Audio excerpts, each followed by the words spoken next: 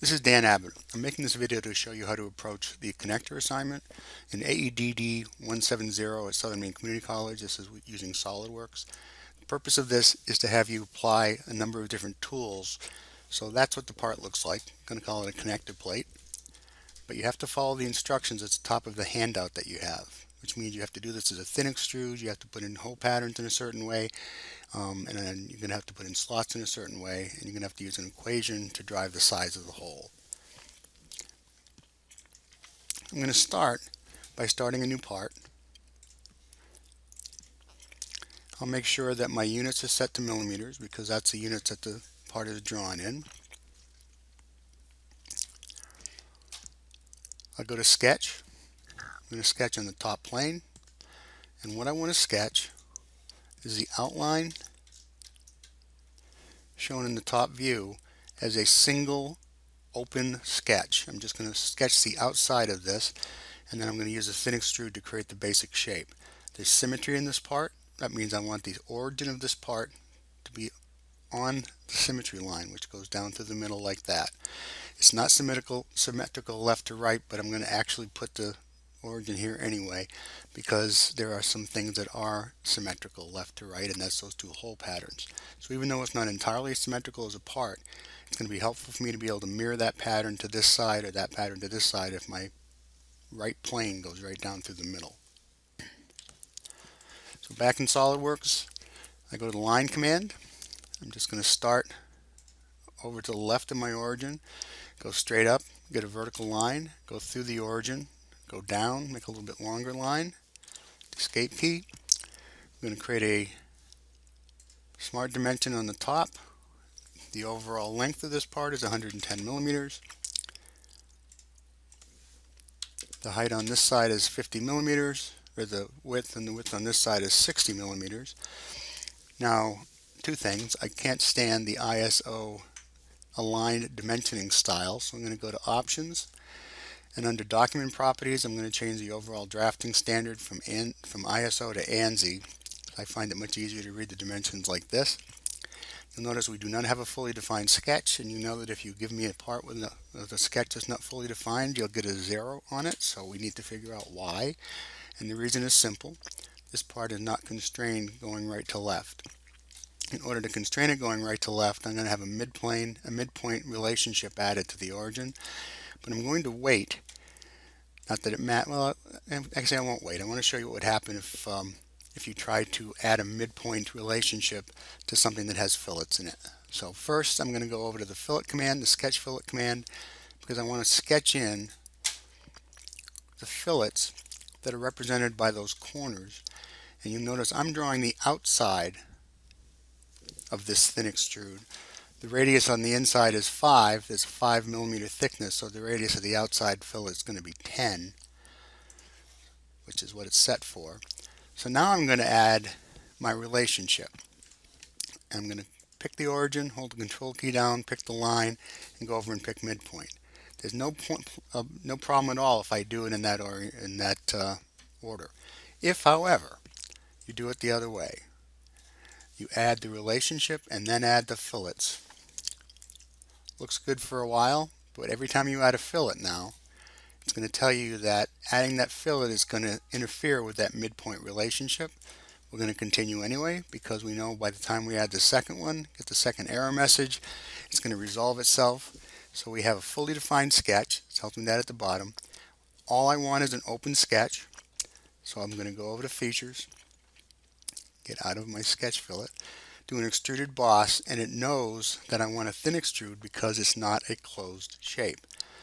The overall height of this part, I want it symmetrical now. So as a result, I'm using the mid-plane extrusion. The overall height of this part is 60 millimeters. The thickness of the extrude is 5 millimeters.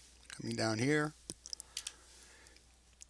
pick the check, and I get automatically, and this is I think the reason why I like using a thin extrude for things like bent plates or sheet metal if you're not using the sheet metal tools, is it automatically compensates for things like radiuses.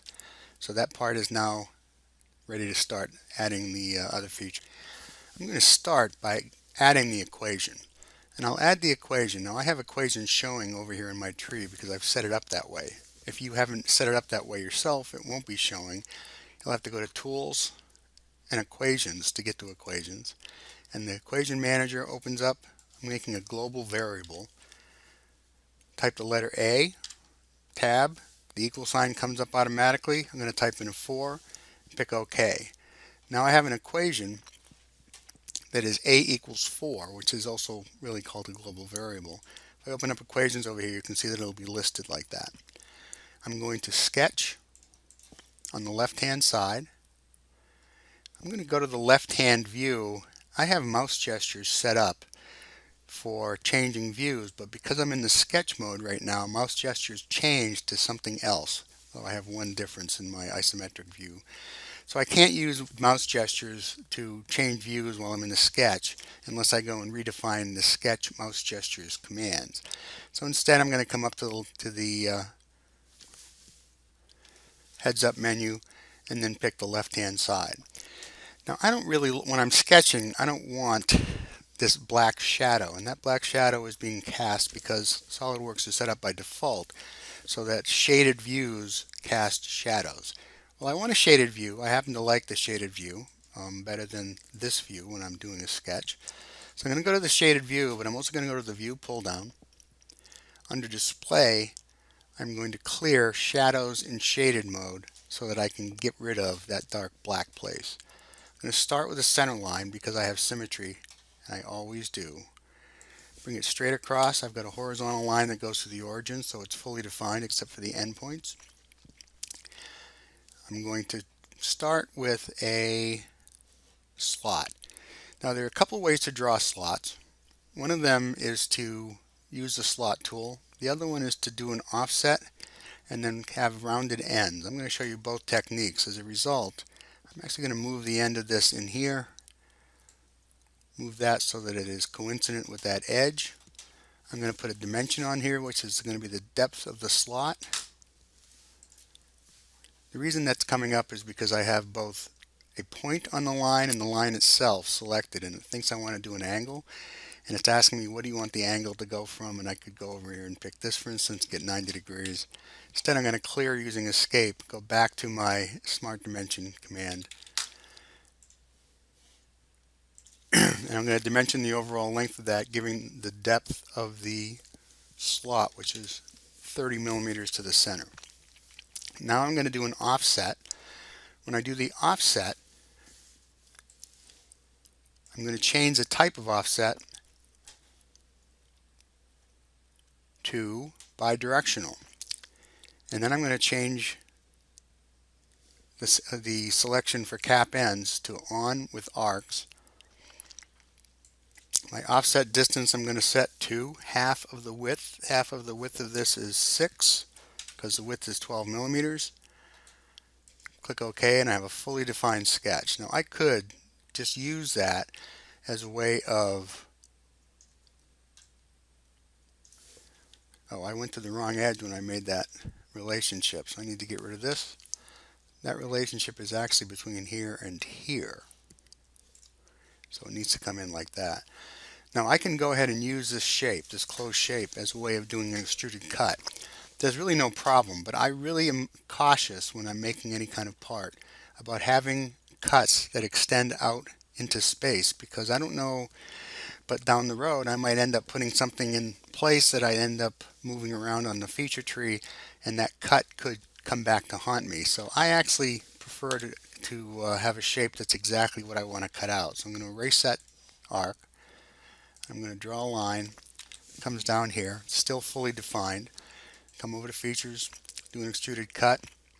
I'm going to go up to next. I do not like up. I don't like through all, and you can see in this particular case why. If I did a through all in this case, it would go all the way through the opposite side. So edit the feature, and I either use up to next or up to surface. Up to next is a little quicker in this case. I haven't had any problems using up to next, so that's what I'm going to do in that case. Now let's put the hole on there. Go back to our sketch, sketch again. I'm going to draw a circle. I'm going to put the circle right here, put some dimensions, It's 10 millimeters from the edge of that, 10 millimeters from this edge, and the overall size of this, instead of typing in a 4, which is what I want, I'm going to type in an equal sign. Go down to Global Variables and select A as a variable. If you want to type it in, you can, but you have to put it in quotes. Now I'm done with that, done with this, fully defined sketch. Go back over, Extruded Cut, up to Next. OK. Personally, I would like to be able to change the default end condition on a cut, by the way, so that it doesn't come up blind every time. But you can't.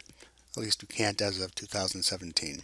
Okay, so now what I'm going to do is take that hole and I'm going to pattern that hole. To pattern that hole, I'm going to use a linear pattern. I'm going to select one edge for the first direction. Notice a little arrow in the corner is going to the left, which is what I want, so I'm going to leave it that way. The distance between holes is 20 millimeters. And the second direction is going to go down, so I'll pick that edge. You notice the arrow is going the wrong way, so I'll just click on it so that it goes down. The distance between the up and down is 40. You notice it's going in the wrong, oh, I don't have the direction yet. So when you go to the window, pick an edge that goes in the direction you want. If you don't have an edge, by the way, you can draw a line and use that. You notice the arrow in this case automatically is pointing up. We need to change the direction. We can do that by clicking here or by clicking here. Either one of those will work. So we're going to go down and change the number of instances to 2. Pick the green check. And now we have our hole pattern. That's a linear hole pattern. Got a couple of chamfers to put in here. Go to the chamfer command. Pick that edge. Pick this edge. That's a chamfer that is 5 millimeters by 45. So on the left hand side, come down to the 2 and make it a 5. 45 is correct. We have our chamfers. Pick the green arrow. We're good to go. Now we're going to go and look at this from the front. Looking at it from the front, I can do with my mouse gestures by just holding the right mouse button down and then dragging up into the left. I'm going to start by sketching on this surface. We'll put a hole upper left hand corner. I'll dimension that hole. Distance from here to here is 15. Distance from the top to that corner is 7.5.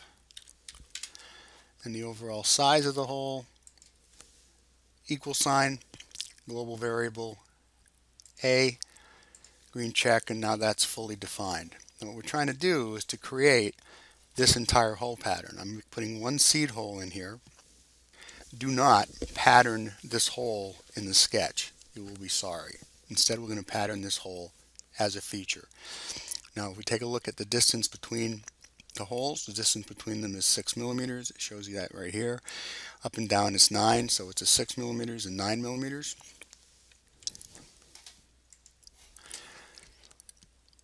So we'll start by doing an extruded cut. Up to Next.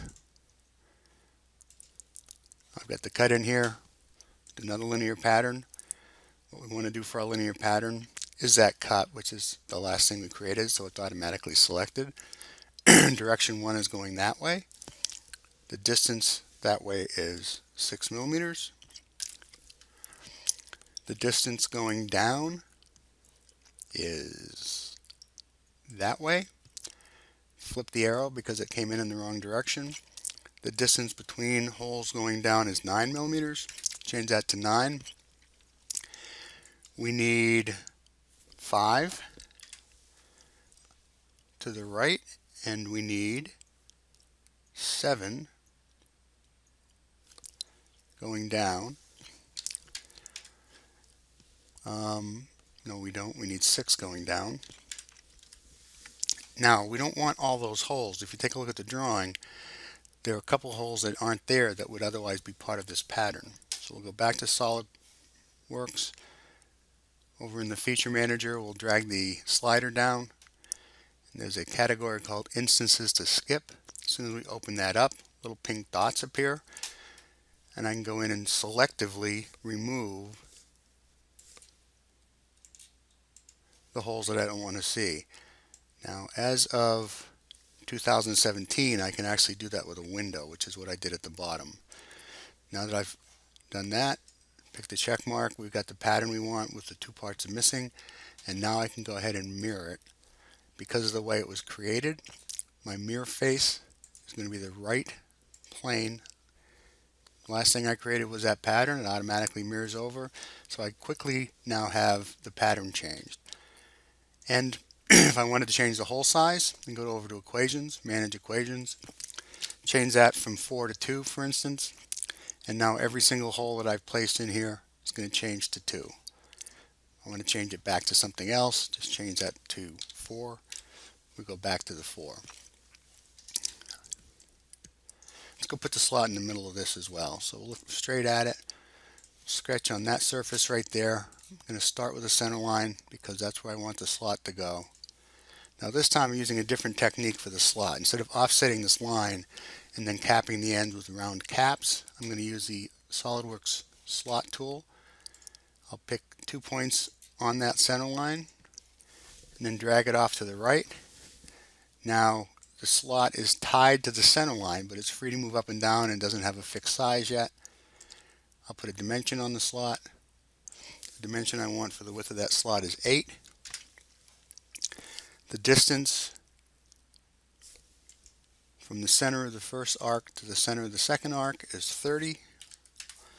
And the distance from the center of that arc to the bottom edge is 15. Now this is a fully defined sketch. It tells me that at the bottom. I can go back over to Features, Extruded Cut, Up to Next, or Up to Surface if I want to move it around, but Up to Next is going to work. And now I have the slot in here. Now to create that shape in the top, I'm going to go and do another sketch. Actually could have built this into the, no I couldn't. I was going to say I could have built this little cutout at the top. Looks like this. I could have built that into the sketch, but I really couldn't because I want to put one in and then mirror the feature down at the bottom, and I would not want to mirror the slot because it would then put a slot on top of a slot. So I'll come back over. I'll do a sketch on that surface. I'm going to start with a center line. Bring the center line down through like that. I'm going to draw a circle. The center is on the center line that drops down below the edge. Dimension the circle. The circle has a radius of 30. That would be a diameter of 60. If I wanted to type in a radius, I could type an equal sign, 30 times 2, but we'll just put the 60 in here. And now I need to put a dimension on here that indicates where it goes up and down, and the dimension given is 8 millimeters from the top edge of the part to the bottom edge of the cutout. In order to do that, I'll do a smart dimension, hold the shift key down, pick my arc, pick the reason it did that is because the center point was already selected before I went into smart dimension. So I'm going to start that again, shift, pick the bottom,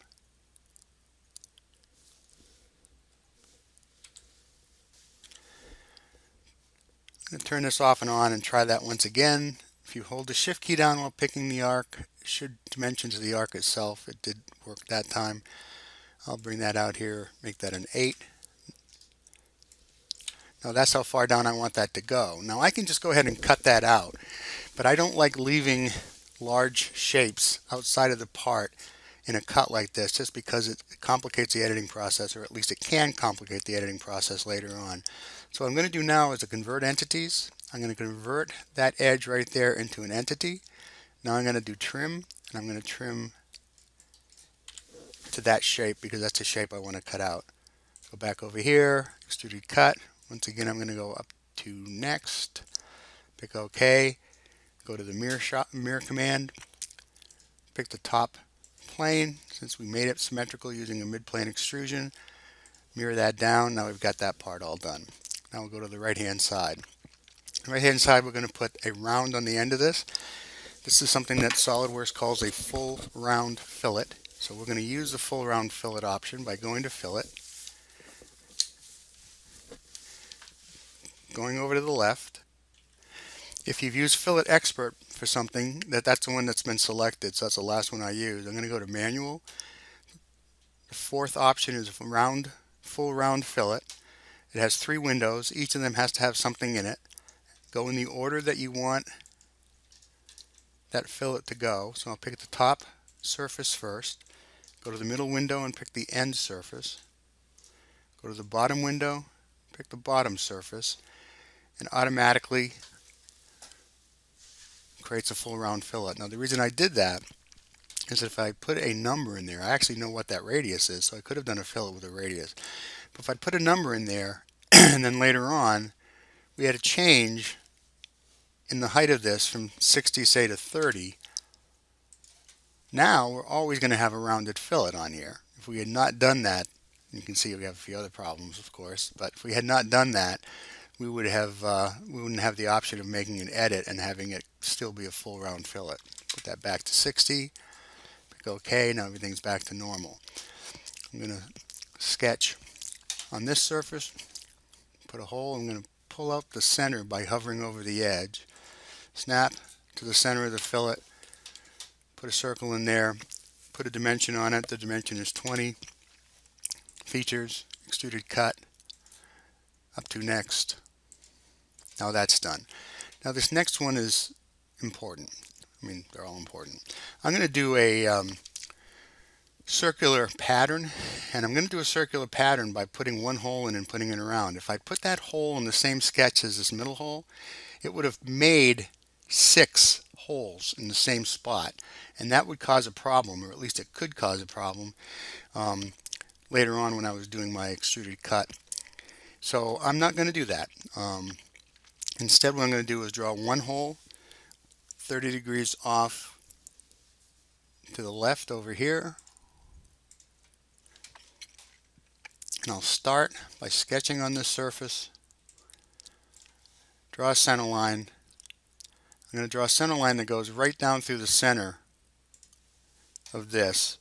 The dimension given is on the bottom, so I'm going to bring that line down here. I am going to now draw another center line and bring it over here. Put a dimension between here and here. Make that 30 degrees. I'm going to draw a circular center line that goes here. You can't draw one that's a center line, but you can draw a circle and then change it to for construction over on the properties pane. Now I'm going to put a dimension on here. That's the bolt hole circle. The bolt hole circle is 35. Now I want to put a circle that goes to the intersection of those 2 lines. I have my quick snap toolbar turned on down here. So I'm going to go to the circle command, pick intersection. I'm going to hover over the area next to, as close as I can, to that intersection. And that little yellow glyph that you see is the intersection relationship. Bring the hole out, dimension it, equals, I'll type in A this time. That's fully defined. It's fully defined because it's located in the right place. Now do not array in the sketch. Instead go back to features, do an extruded cut, up to next. Comes through like that, and now we will do a circular pattern. The direction, all we have to do is pick that because the center axis of that is the center axis of the array that we want to do. Features and faces. The feature I want is that cut extrude. I don't need 23 of these. Instead I need 6. 6 comes in equally spaced. Pick OK. And now my entire part is done. In order to check the mass to see if you get the same mass that I did when I gave you the handout, you need to add a material. I think the material in this case was plain carbon steel, so add the material, go to evaluate, go to mass properties. It'll tell you what the mass of that part is. Check it against the one I gave you and see how close you came.